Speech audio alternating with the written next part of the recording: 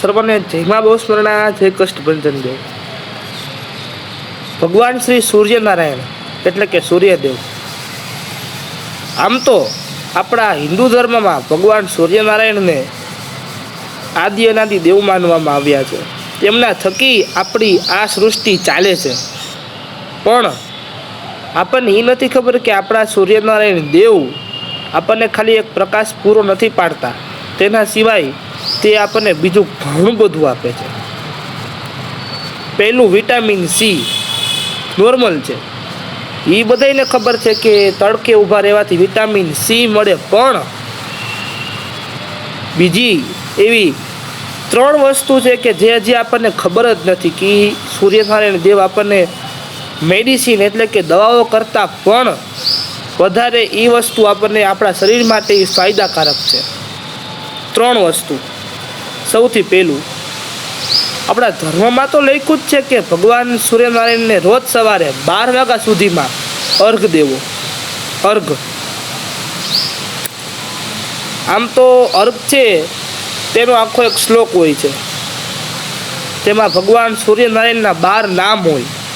ઓમ મિત્રાય નમઃ, ઓમ રવૈ નમઃ, ઓમ ભાન્વે નમઃ, ઓમ ખગાય નમઃ, ઓમ પૂષ્ણે નમઃ, ઓમ હિરણ્ય ગર્ભાય નમઃ, ઓમ મરીચય નમઃ, ઓમ આદિત્યાય નમઃ, ઓમ ભાન્વે નમઃ, ઓમ ભાસ્કરાય નમઃ. આદિદેવ નમસ્તુત્યમ પ્રસિદ્ધનમ ભાસ્કરમ દિવાકર નમસ્તુત્યમ પ્રભાકર નમોસ્તુતે. આ શ્લોક છે. પણ આપણને આ શ્લોક જો બોલતા ન આવડે તો ઓમ સૂર્યાય નમો, બસ આટલું બોલી સવારે 2 મિનિટ ગમે તે લોટો લઈ ભગવાન સૂર્યનારાયણને અર્ઘ તો દેવો જ જોઈએ. ગમે તેટલા બિઝી હોય પણ સવારે 2 મિનિટ કાઢીને ભગવાનને અર્ઘ આપો તે ખૂબ એટલે કે આપણા ધર્મ માટે પણ સારું છે ને આપણે હેલ્થ એટલે કે આપણા બોડી માટે પણ ખૂબ સારું છે. એ ખાલી આપણને વિટામિન સી નથી આપતું, પણ આપણા બોડીની અંદર રહેલી જેટલી પણ નેગેટિવ ઉર્જા હોય છે એને બહાર કાઢીને સનલાઇટ છે એ આપણને પોઝિટિવ વાઇબ એટલે કે પોઝિટિવ ઉર્જા આપે છે. બીજી વાત, આપણે સનસેટ જોઈ છીએ પણ કોઈ દિવસ સનરાઈઝ નથી જોતા. સૂર્ય ઉદય, સનસેટના તો ઘણા એવા પોઈન્ટો છે ને લોકો ખૂબ જોવે છે, પણ સૂર્ય ઉદય એ જોવો જ મેન છે. કેમ કે સૂર્ય આથમે છે ને એની સાથે ચંદ્ર ઉગે. સૂર્ય આથમે એટલે ચંદ્ર ઉગે.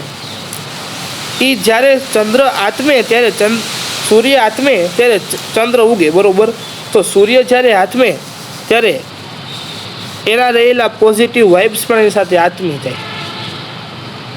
પણ જ્યારે સૂર્ય ઉગે, તમે જોયું હશે કે વરસાદ આવ્યો હોય તો પાનમાં ટીપા પડ્યા હોય, એની અંદર સીધો પ્રકાશ પડે. સવારમાં વાતાવરણ ખૂબ સરસ થઈ જાય. એની સાથે અલગ અલગ પ્રકારના પક્ષીઓ જાય, આપણા ઘરની આજુબાજુમાં રહેલા વૃક્ષો પર આવે, બેસે. અને એના કરતાંય મારો પોતાનો અખતરો છે સૂર્યાસ્ત અને સૂર્ય ઉદય જોવાનો. ભલે સનસેટ જોવામાં મજા આવે પણ સૂર્ય ઉદય જેવી નહીં. સવારે વહેલું ઉઠી, રોજ નહીં પણ અઠવાડિયે 1 વાર ગમે ત્યારે સૂર્ય ઉદય ખાસ જોવો જોઈએ. સૂર્ય ઉદય ખાલી આપણને એક પોઝિટિવ વાઇબ માટે નહીં, પણ આપણા મનના વિચારને પ્રબળ કરવા માટે. આપણા વિચાર ગમે ત્યાં ટૂંકા પડે, ગમે ત્યારે હંમેશા સૂર્ય ઉદય જોવું. સૂર્ય કેવી રીતે ઉદય થાય છે તે તમે જોવો. મનના વિચાર જે હલી ગયેલા હશે ને સ્થિર થઈ જશે. ત્રીજું, સૂર્ય નમસ્કાર. આખા દિવસમાં સૂર્ય આથમે નહીં ત્યાં સુધી ગમે ત્યારે સૂર્ય નમસ્કાર થાય. સવારે ઉગે ત્યારથી આથમે ત્યાં સુધી કોઈ પણ જાતની એક્સરસાઇઝ નહીં, માત્ર સૂર્ય નમસ્કાર. ને એ તો સાયન્ટિફિક પ્રૂફ છે. સૂર્ય નમસ્કાર કરીએ એટલે આપણને બોડીના કોઈ પણ ભાગમાં દુખાવો હોય તે દૂર થઈ જાય.